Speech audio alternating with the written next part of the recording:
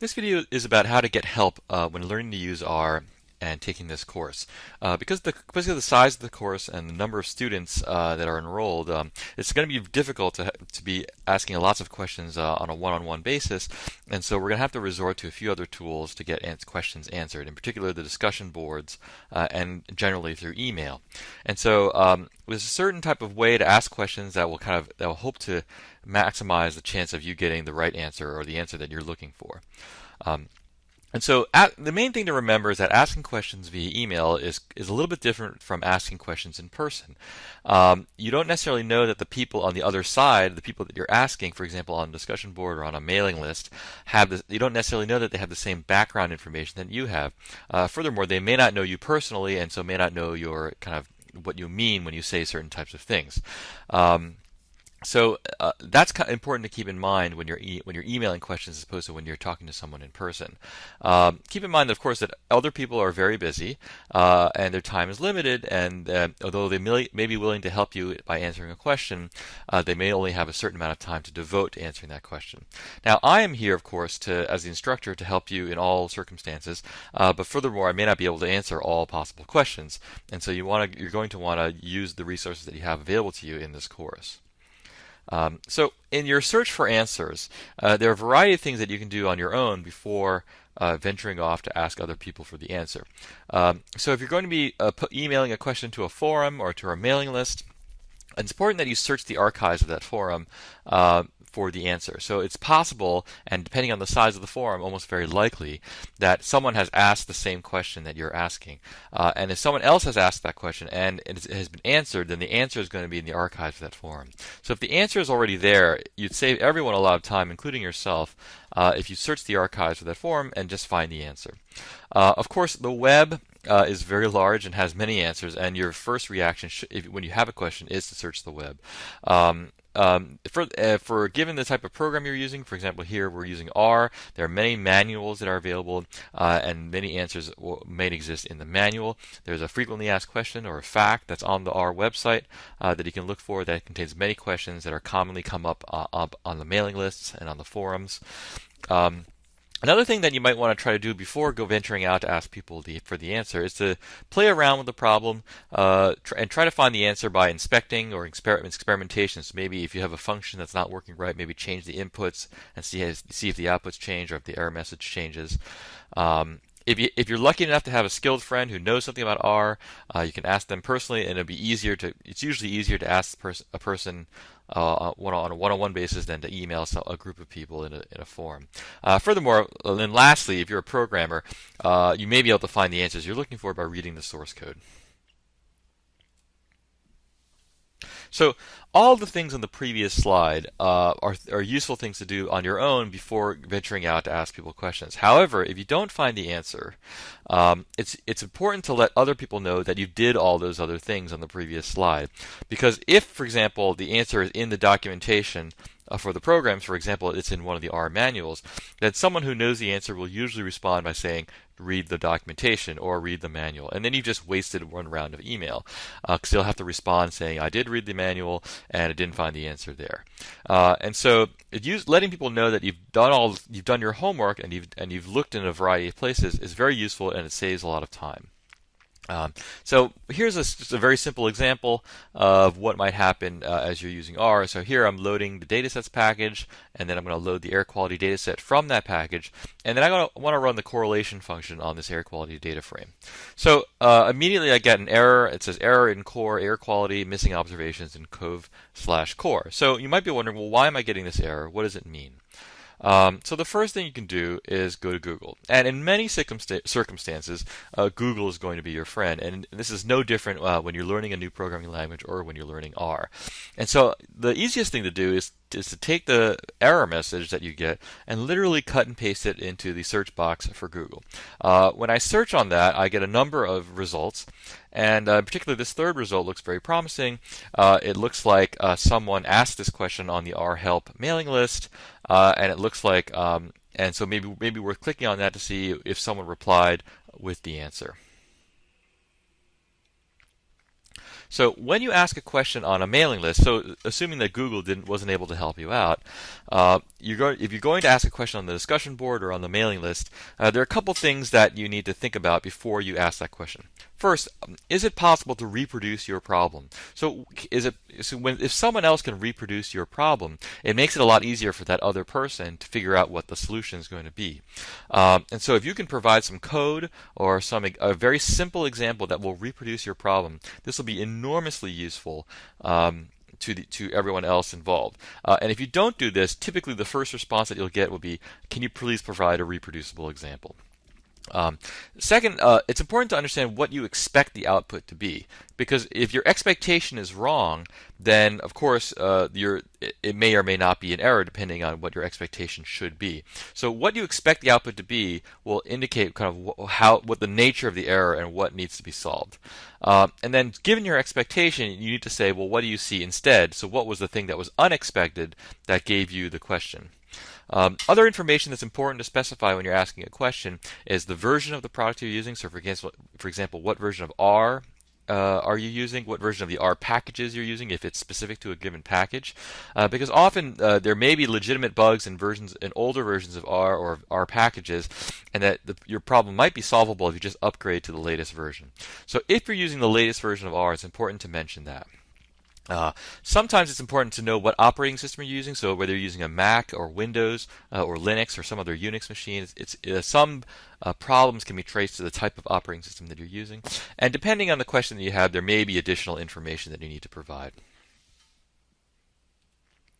So when you send an email to a forum or to a discussion board, it's important to get as much information in there, as much useful information in there as possible. And this includes the subject line for the email. So there's a couple of examples of subject lines that kind of range in usefulness. So the first one is probably the least useful. It just says "help can't fit linear models." So here, there's very little information here. All I know is that there's some problem with linear models. I don't know anything else about what the user's problem is. So the second version is much better. It tells me that on R version 2.15.0, the lm function produces a seg fault, which meaning that R crashes with a large data frame. And furthermore, it says I'm using Mac OS 10.6.3. So here I've got the operating system, the version of the operating system. I've got the version of R. I've got what function I'm using, and I've got a summary of what actually happened. So just a little bit smarter than that would just be to reformat the message so that I specify what version of R I'm using, the function, and then the version of the operating system, and then so that gives me the context, and then after that I can say what the problem was, which in this case was a seg fault on a large data frame. So here the important details are right away put in the subject header before I even get to the body of the message. So a couple of things that you definitely want to do when you're asking a question on a forum or a mailing list. The first is to describe the goal, not the steps. So you may have many, many steps that you're going through, and maybe one of those steps is causing a problem. And it's useful for other people to know what the bigger picture is in terms of what you're trying to do, because for example, they might have a better idea about how to go about achieving that goal, which may be faster or simpler and may work around whatever problem you're having. So describe the ultimate goal and then talk about what the problems are, and don't just narrow it down to the one little step that you're having a problem with. Be explicit about your question. So remember, provide details about what you're trying to do, and you have to provide the minimum amount of information necessary. So not the maximum amount of information, the minimum amount of information. And so it's common to see on some mailing list posts that lots of output is produced, and that's not very helpful because volume doesn't really help you in terms of diagnosing the problem. We need to know exactly to narrow down kind of where the problem is going to be. So, and of course, a couple of things. Being courteous never hurts anyone, and promoting civility on mailing lists is always a nice thing. And if you find the solution later on, it's useful for everyone else in the community if you follow up with the solution and explain kind of what the problem was and how you solved it. A couple things you definitely do not want to do when posting to a forum. You don't want to claim that you found a bug. This happens all the time, and usually, I'd say 99 times out of 100, it's not a bug, and it's just a misunderstanding about what should have happened. So a mistake in the expectations of the user. Groveling as a substitute for doing your homework, that's not usually looked well upon, and you definitely shouldn't do that. Definitely don't want to post homework questions onto mailing lists or forums, and the reason is because people who write the homework questions are reading those mailing lists and will be able to identify all homework questions without a doubt. So we've seen them all. Don't bother trying to get the answers to your homework on mailing lists. Don't ever email multiple mailing lists at once. So this is a little bit annoying because people will be subscribed to different mailing lists and will be getting your message more than one time. It's important to figure out which mailing list is the most appropriate mailing list for your question, and then send the message to that mailing list or forum. And then lastly, don't ask others to debug your code without giving some sort of hint as to what the problem might be. So it's very difficult when a person posts a long listing of code and says, there's a problem in here somewhere, I don't know where, please help.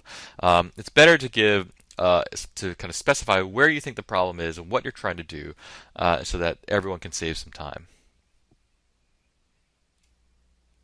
So this is just a very brief case study on using a recent post to the R-Devel mailing list. So the R-Devel mailing list is an email list for people who are doing development work in R. So either they're developing packages or they're making modifications to the R source code itself. And so the subject was, so you can see from the subject that it's going to be a problem. The subject is large data set dash confused. So right away you know there's not that much information here to go on. It's not clear what the problem is. In the message it says, I'm trying to load a data set into R, but I'm completely lost. This is probably due mostly to the fact that I'm a complete R noob, but it's got me stuck in a research project. So you have to ask yourself, what do I know about this person's problem from reading this message? And the truth is very little. And so the response was somewhat predictable. Basically, the first person to respond said, yes, you are lost. And then there is a pointer to the posting guide, which everyone should read before sending an email to the mailing list, and then also a list of manuals. And so here you can see that one round of email was immediately wasted because probably the answer to the question was in one of the manuals, and the user didn't specify whether he or she had already done that. So in terms of what went wrong with this little exchange, first, of course, the question was sent to simply the wrong mailing list. The R-Devel mailing list is for development questions and for more sophisticated programmers. It's not really a mailing list for questions for, as this person stated, noobs. So that question really should have gone to the R-Help mailing list where it would have been better received. However, in addition to that, the email subject was very vague. It was not clear what the problem was. The question itself was very vague. There was no reproducible example there. There was not possible for other people who were reading the email to reproduce what that person's problem was. And there was no evidence that any effort was made to solve the problem. So there was no evidence that they searched the web or checked the manuals or experimented with the problem or anything like that, or even looked at the forums. And so the end result was a complete recipe for disaster, and it's likely that this person did not get the answer to their question. So a couple places to turn for this course. First of all, the class discussion board I think will be the most useful because your fellow students can help you out there, and I can respond to you on the discussion board. Outside of class, there's the R-Help mailing list, which I just described. And you can post to this mailing list and it's useful to, of course, follow all the rules that we talked about just now. And depending on what other projects you might be working on, there are other project-specific mailing lists for other types of software. And so this talk was inspired by Eric Raymond's posting called How to Ask Questions the Smart Way, and I encourage you to read that. It's much longer. It has a lot of other useful tips.